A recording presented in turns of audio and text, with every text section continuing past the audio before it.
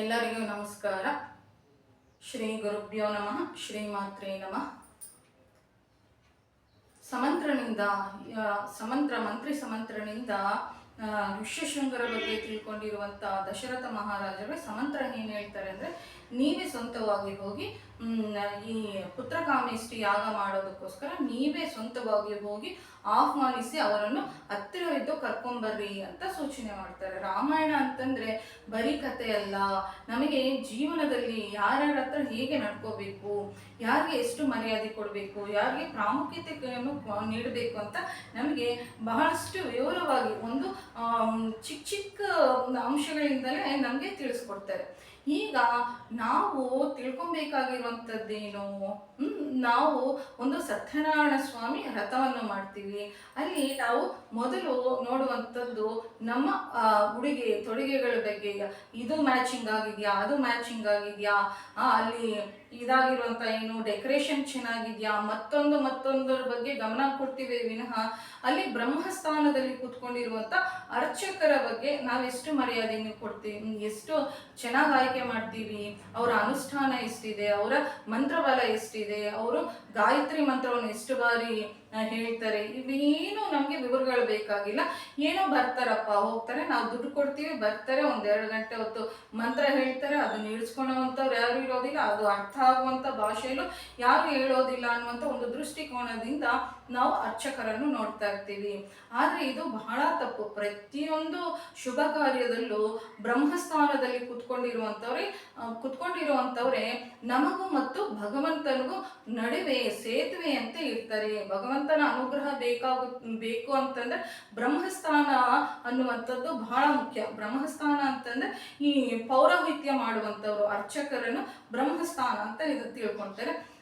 ನಾವು ಇವಾಗಿನ ಜನ್ರೇಷನ್ಸ್ ಏನು ಮಾಡ್ತಾ ಇದ್ದೀವಿ, ಅವ್ರ ಬಗ್ಗೆ ಕಾಳಜಿನೇ ತೋರಿಸೋದಿಲ್ಲ. ಅವ್ರ ಮನೆಗೆ ಬಂದಾಗ ಅವ್ರಿಗೆ ಯಾವ ರೀತಿ ನಾವು ಆಹ್ವಾನವನ್ನು ಮಾಡ್ತೀವಿ, ಅವ್ರನ್ನ ಮತ್ತೆ ಅವ್ರಿಗೆ ಯಾವ ರೀತಿ ಮರ್ಯಾದೆನ ಕೊಡ್ತೀವಿ ಅಂತ ನಾವು ಒಂದು ಸ್ವಲ್ಪ ಆಲೋಚನೆ ಮಾಡ್ಕೊಬೇಕಾಗುತ್ತಲ್ವ. ನಾವು ಹಾಕೊಳ್ಳುವಂಥ ಉಡುಗೆ ಆಗಲಿ ತೊಡುಗೆ ಆಗಲಿ ಮತ್ತೊಂದು ನಮಗೆ ಶುಭ ಫಲಿತವನ್ನು ನೀಡೋದಿಲ್ಲ. ಅಲ್ಲಿ ಕೂತ್ಕೊಂಡು ಎಷ್ಟು ಶ್ರದ್ಧೆಯಿಂದ ಪೂಜೆಯನ್ನು ಮಾಡಿಸಿರ್ತಾರೋ, ನಾವು ಪೂಜೆ ಮಾಡಿಸೋದು ಏಕೆ ಅಂತಂದ್ರೆ ನಮಗೆ ಒಳ್ಳೆ ಫಲಿತಗಳು ಬರಬೇಕು, ಭಗವಂತನ ಒಂದು ಆಶೀರ್ವಾದ ಸಿಕ್ಬೇಕು ಅಂತಾನೆ ಅಲ್ವಾ ನಾವೆಲ್ಲರೂ ಪೂಜಾ ಕೈಂಕರ್ಯವನ್ನು ಮಾಡಿಸೋದು. ನಾವು ಸ್ವಂತವಾಗಿ ಮಾಡ್ಕೊಳೋದಿಲ್ವಲ್ಲ, ಅದಕ್ಕೆ ಮಧ್ಯವರ್ತಿಯಾಗಿ ಈ ಅರ್ಚಕರು ಇರ್ತಾರಲ್ವ, ಅದಕ್ಕೋಸ್ಕರನೇ ಅವರನ್ನು ಮರ್ಯಾದೆ ನೀಡಿದ್ರೆ, ಅವ್ರಿಗೆ ಒಂದು ಗೌರವಪ್ರದವಾಗಿರುವಂಥ ನಡತೆಯನ್ನು ನಡೆಸ್ಕೊಳೋದ್ರಿಂದ ಭಗವಂತನ ಅನುಗ್ರಹಕ್ಕೆ ಕಾರಣವಾಗುತ್ತೆ ಅಂತ ನಾನು ಇಲ್ಲಿ ತಿಳಿಸ್ಕೊಡ್ತಾ ಇದ್ದೀನಿ. ಇಡೀ ಭೂಮಂಡಲ ಚಕ್ರವರ್ತಿಯಾಗಿರುವಂತಹ ದಶರಥ ಮಹಾರಾಜರು ಯಾರ ಹತ್ರನೂ ಹೇಳಿ ಕಳಿಸ್ಲಿಲ್ಲ ಋಷ್ಯಶೃಂಗರನ್ನ ಕರ್ಕೊಂಬ ಅಂತ. ಸ್ವಂತ ತಾನೇ ಹೋಗಿ ಕರ್ಕೊಂಬರೋದಕ್ಕೆ ನಿರ್ಣಯಿಸ್ಕೊಂಡು ಮತ್ತೊಂದು ಏನು ಮಾಡ್ತಾರೆ ಅಂತಂದ್ರೆ, ನೀನು ಇಷ್ಟೊಂದು ಅವ್ರ ಬಗ್ಗೆ ವಿಶೇಷತೆಯನ್ನು ಹೇಳ್ತಾ ಇದೆಯಲ್ಲ, ಸನತ್ ಕುಮಾರರ ಅವ್ರ ಬಗ್ಗೆ ಪ್ರಸ್ತಾಪ ಮಾಡಬೇಕು ಅಂತಂದ್ರೆ ಅವ್ರು ಬಹಳ ಮಹನೀಯರಾಗಿರ್ತಾರೆ, ಅವ್ರ ಬಗ್ಗೆ ಒಂದು ಸ್ವಲ್ಪ ನನಗೆ ವಿವರವಾಗಿ ಹೇಳು ಸಮಂತ್ರ ಅಂತ ಕೇಳ್ತಾರೆ. ಏನು ಅಂತಂದ್ರೆ, ಒಂದು ಪುಣ್ಯಕ್ಷೇತ್ರಕ್ಕೆ ಹೋಗುವುದಕ್ಕಿಂತ ಮುಂಚೆ, ಒಬ್ಬ ಮಹನೀಯರ ಹತ್ರ ಹೋಗೋದಕ್ಕಿಂತ ಮುಂಚೆ ಅವರ ಜೀವನ ಚರಿತ್ರೆಯನ್ನು ತಿಳ್ಕೊಂಡು ಹೋದ್ರೆ ಅವ್ರ ಮೇಲೆ ಮತ್ತಷ್ಟು ಮಗದಷ್ಟು ಗೌರವ, ಒಂದು ಪುಣ್ಯ ಅಂದ್ರೆ ಅವ್ರನ್ನ ನೋಡಿದ ತಕ್ಷಣನೇ ನಮಗೆ ಪೂಜ್ಯ ಭಾವನೆ ಏರ್ಪಡುತ್ತೆ. ಅದಕ್ಕೋಸ್ಕರನೇ ನಾವು ತೀರ್ಥಯಾತ್ರೆಗೆ ಹೋಗ್ಬೇಕಾದ್ರೂ ಅದು ಟೂರಿಸ್ಟ್ ತರ ಅಲ್ಲದಲೆ ಆ ಕ್ಷೇತ್ರದ ಮಹಿಮೆ ಮತ್ತು ಯಾರಾದರೂ ಗುರುಗಳು ಮಹನೀಯರು ಸತ್ಪುರುಷರ ದರ್ಶನಕ್ಕೆ ಹೋದಾಗ ಅವರ ಮಹಿಮೆ ಏನು ಅಂತ ತಿಳ್ಕೊಂಡು ಹೋಗುವಂಥದ್ದು ಕೂಡ ನಮಗೆ ಬಹಳ ಮಹತ್ವವಾಗಿರುವಂಥದ್ದು ಅಂತ ನಾನಿಲ್ಲಿ ನಿಮಗೆ ಮನವಿ ಮಾಡ್ತಾ ಇದ್ದೀನಿ. ಆಗ ದಶರಥ ಮಹಾರಾಜರು ನನಗೆ ಋಷ್ಯಶೃಂಗರ ಬಗ್ಗೆ ವಿವರವಾಗಿ ಹೇಳು ಅಂತ ಕೇಳ್ತಾರೆ. ಸಮಂತ್ರ ಹೀಗೆ ಹೇಳ್ತಾರೆ, ಪೂರ್ವ ಕಾಲದಲ್ಲಿ ವಿಭನ್ನಕ ಅನ್ನುವಂಥ ಮಹರ್ಷಿ ಬಹಳ ಕಾಲ ತಪಸ್ಸನ್ನು ಮಾಡಿ ಸ್ನಾನ ಮಾಡೋದಕ್ಕೆ ಒಂದು ಸರಸ್ಸಿನ ಹತ್ರ ಹೋಗ್ತಾರೆ. ಹಾಗೆ ಅವರು ಹೋಗ್ಬೇಕಾದ್ರೆ ಆ ಕಡೆಯಿಂದ ಊರ್ವಶಿ ಹೋಗ್ತಾ ಇರ್ತಾಳೆ. ಆಕೆಯ ಆ ಸೌಂದರ್ಯವನ್ನು ನೋಡಿ ಆತನಿಗೆ ರೇತ ಸ್ಥಾನದಿಂದ ಕದಲ್ಬಿಟ್ಟು ವೀರ್ಯವು ಸರೋವರದಲ್ಲಿ ಬಿದ್ದು ಬಿಡುತ್ತೆ. ಆ ವೀರ್ಯವನ್ನು ಒಂದು ಜಿಂಕೆ ಕುಡಿಯುತ್ತೆ.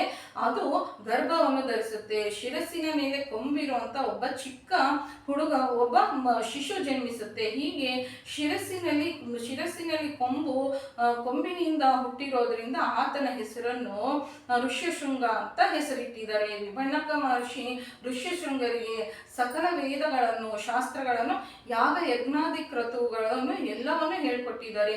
ಆದ್ರೆ ಋಷ್ಯಶೃಂಗರಿಗೆ ಈ ಲೋಕನೇ ತಿಳಿದಲೇ ಬೆಳೆಸಿದಾರಂತೆ ಅವ್ರ ತಂದೆ. ಆತನಿಗೆ ಅಸಲು ಈ ಸೃಷ್ಟಿಯಲ್ಲಿ ಸ್ತ್ರೀ ಮತ್ತು ಪುರುಷರು ಅನ್ನುವಂಥ 2 ಜಾತಿಗಳಿದೆ ಅಂತಂತ ಆತನಿಗೆ ತಿಳಿದಿಲ್ಲಂತೆ. ಆತನಿಗೆ ವಿಷಯ ಸುಖಗಳ ಬಗ್ಗೆ ಹೋಗದಲ್ಲೇ ಆತನ ಬೆಳೆಸಿದ್ದಾರೆ. ಯಾವಾಗಲೂ ಆಶ್ರಮದಲ್ಲೇ ಇದ್ದು ತಂದೆ ಪಕ್ಕದಲ್ಲೇ ಇರ್ತಾ ಇದ್ರಂತೆ. ಅಂಗದೇಶವನ್ನು ಪರಿಪಾಲನೆ ಮಾಡುವಂತ ರೋಮಪಾದ ಧರ್ಮ ತಪ್ಪಿರೋದ್ರಿಂದ ಆ ರಾಜ್ಯದಲ್ಲಿ ಮಳೆ ಬೀಳೋದು ನಿಂತು ಹೋಗಿತ್ತಂತೆ. ಆ ದೇಶದಲ್ಲಿ ಕ್ಷಾಮ ಬಂದಿತ್ತಂತೆ. ಋಷ್ಯಶೃಂಗರೇನಾದ್ರೂ ನಮ್ಮ ದೇಶದಲ್ಲಿ ಪಾದಾರ್ಪಣೆ ಮಾಡಿದ್ರೆ ಮಳೆ ತಪ್ಪದಲ್ಲೇ ಬರುತ್ತೆ ಅಂತ ಕೆಲವು ಮಹರ್ಷಿಗಳು ಹೇಳಿದ್ರಂತೆ. ಕೂಡಲೇ ರಾಜ ಮಂತ್ರಿಯನ್ನು ಕರೆದ್ಬಿಟ್ಟು ವಿಷಯವನ್ನು ಹೇಳ್ತಾರಂತೆ, ಋಷ್ಯಶೃಂಗರನ್ನ ಕರ್ಕೊಂಬರ್ರಿ ಅಂತ. ಋಷ್ಯಶೃಂಗರನ್ನು ಕರ್ಕೊಂಬರೋದಕ್ಕೆ ನಮ್ಮಿಂದ ಆಗೋದಿಲ್ಲ. ಏನು ಕೋರಿಕೆ ಇಲ್ಲದೆ ಇರೋಂಥವ್ರನ್ನ ಏನ್ ಆಸೆ ತೋರಿಸಿ ನಾವು ನಮ್ಮ ರಾಜ್ಯಕ್ಕೆ ಕರ್ಕೊಂಬ ಅಂತ ಹೇಳ್ತಾ ಇದ್ದೀರಾ? ಆದ್ದರಿಂದ ನಾವು ಕರ್ಕೊಂಬರೋದು ಅಸಾಧ್ಯ ಆಗುತ್ತೆ. ಆದ್ರೆ ಒಂದು ಮಾರ್ಗ ಇದೆ. ಇಂದ್ರಿಯ ಮನಸ್ಸು, ಋಷ್ಯಶೃಂಗರಿಗೂ ಕೂಡ ಇಂದ್ರಿಯ ಮತ್ತು ಮನಸ್ಸು ಇರುತ್ತೆ. ಅವಕ್ಕೆ ಇವಾಗಿನ ತನಕ ರುಚಿ ತೋರಿಸಿಲ್ಲ, ವಿಷಯ ಸುಖಗಳ ಕಡೆ ಹೋಗಿಲ್ಲ, ಮನಸ್ಸು ಹೋಗಿಲ್ಲ. ಆದ್ದರಿಂದ ಅಂದವಾಗಿ ಅಲಂಕರಿಸಿಕೊಂಡಿರುವಂತ ಕೆಲವು ವೈಶ್ಯ ಸ್ತ್ರೀಯರನ್ನು ಕಳಿಸ್ರಿ. ವಿಭಣ್ಣಕನಿಲ್ಲದೆ ಇರುವಂತ ಸಮಯದಲ್ಲಿ ಋಷ್ಯಶೃಂಗನ ಮನಸ್ಸನ್ನು ಆಕರ್ಷಿಸಿ ಪ್ರಲೋಭ ಇಟ್ಟು ಆತನನ್ನು ತಮ್ಮ ಹಿಂದೆ ಕರ್ಕೊಂಡ್ಬರುವಂತ ಶಕ್ತಿ ಆ ಸ್ತ್ರೀಯರಿಗಿರುತ್ತೆ ಅಂತ ಮಂತ್ರಿಗಳು ಸಲಹೆ ಕೊಡ್ತಾರೆ. ಈ ವೈಶ್ಯ ಸ್ತ್ರೀಯರು ವಿಭಣ್ಣಕರ ಮೇಲೆ ಇರುವಂತ ಭಯದಿಂದ ಅವರು ಆಶ್ರಮಕ್ಕೆ ದೂರ ಇದ್ದು ಹಾಡನ್ನು ಹಾಡ್ತಾ ಇದ್ರು. ನಾಟ್ಯ ಮಾಡೋದಕ್ಕೆ ಮೊದಲಿಟ್ರು. ಒಂದು ದಿನ ವಿಭಣ್ಣಕ ಇಲ್ಲದೆ ಇರುವಂತ ಸಮಯದಲ್ಲಿ ಗಾನ ಕೇಳಿಸ್ಬೇಕಾದ್ರೆ ಅಂದ್ರೆ ಹಾಡ್ತಾ ಇದ್ರು. ಋಷ್ಯಶೃಂಗರು ಈ ಗಾನ ಯಾವ ಕಡೆಯಿಂದ ಬರ್ತಾ ಇದೆ ಅಂತ ಅಲ್ಲಿಗೆ ಹೋಗ್ತಾರೆ. ಅಲ್ಲಿ ವೇಶ್ಯರನ್ನು ನೋಡ್ಬಿಟ್ಟು ಇವರೇ ಪುರುಷರೇ ಅಂತ ಅನ್ಕೊಂಡು, ಮಹಾಪುರುಷರೇ ನೀವು ನಮ್ಮ ಆಶ್ರಮಕ್ಕೆ ಬನ್ನಿ, ನಾನು ನಿಮ್ಮನ್ನು ಪೂಜೆ ಮಾಡ್ತೀನಿ ಅಂತ ವಿಭಣ್ಣಕನ ಆಶ್ರಮಕ್ಕೆ ಕರ್ಕೊಂಡ್ಬರ್ತಾರೆ. ಆ ನಂತರ ವೈಶ್ಯ ಸ್ತ್ರೀಯರೆಲ್ಲರೂ ಆಶ್ರಮಕ್ಕೆ ಹೋದಾಗ ಎಲ್ಲ ಅವ್ರಿಗೆ ಪುರುಷರೇ ಅಂತಂದು ಪಾದ ಪೂಜೆ ಮಾಡ್ತಾರೆ. ಅವ್ರಿಗೆ ಅರ್ಘ್ಯ ಪಾದ್ಯಾದಿಗಳನ್ನು ಕೊಟ್ಟು ಅವರು ವೇಶ್ಯ ಸ್ತ್ರೀಯರು ಕೆಲವಷ್ಟು ತಿರುಭಂಡಾರಗಳನ್ನು ತಗೊಂಡ್ಬಂದಿರ್ತಾರೆ. ಆ ತಿಂಡಿಗಳನ್ನು ಕೂಡ ತಿಂದುಬಿಟ್ಟು ಇದು ಯಾವುದೋ ಗಿಡದಲ್ಲಿ ಬಿಟ್ಟಿರುವಂತ ಫಲನೆ ಅಂತ ಅನ್ಕೊಂಡು ಅವರ ಅಮಾಯಕತ್ವದಿಂದ ತಿಂತಾರಂತೆ. ಆಗ ಆ ಸ್ತ್ರೀಯರು ಹೋಗ್ತಾ ಗಟ್ಟಿಯಾಗಿ ಋಷ್ಯಶೃಂಗರನ್ನು ಆಲಿಂಗನ ತಪ್ಕೊಂಡು ಹೋಗ್ತಾರಂತೆ. ಆ ಕ್ಷಣದಿಂದ ಅವ್ರು ಹೋಗಿರೋ ಕ್ಷಣದಿಂದ ಅವರ ಮನಸ್ಸಿನಲ್ಲಿ ಬಹಳ ಅವ್ರ ಕಡೆನೇ ಚಿಂತೆ ಆಗ್ತಾ ಇರುತ್ತಂತೆ.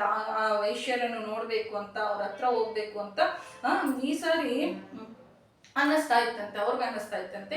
ಈ ಬಾರಿ ಆತ ಸ್ವಲ್ಪ ದೂರದಲ್ಲಿ ಮತ್ತೆ ಭೇಟಿಯಾದಾಗ ಸ್ವಲ್ಪ ದೂರದಲ್ಲೇ ನಮ್ಮ ಆಶ್ರಮ ಇದೆ, ನೀವು ಕೂಡ ಬನ್ರಿ, ನಾವು ನಿಮ್ಮ ಆಶ್ರಮಕ್ಕೆ ಬಂದಿದ್ದೀವಲ್ಲ ನೀವು ಕೂಡ ಬನ್ರಿ ಅಂತ ಅಂತಾರೆ. ಆಗ ಸರಿ ಅಂತಂದು ಋಷ್ಯಶೃಂಗರು ಹೊರಡ್ತಾರೆ.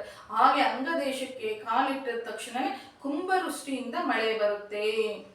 ಇಲ್ಲಿ ಋಷ್ಯಶೃಂಗರ ಒಂದು ಚರಿತ್ರೆಯನ್ನು ಕೇಳಿದಾಗ ವಿಭಣ್ಣಕ ಮಹರ್ಷಿ ಬಹಳ ವರ್ಷ ತಪಸ್ಸನ್ನು ಮಾಡಿದ್ದಾರೆ. ಅವ್ರನ್ನ ನೋಡಿದ್ರೆ ಎಲ್ಲರೂ ಭಯಪಡೋಷ್ಟು ತಪಶಕ್ತಿ ಇದೆ.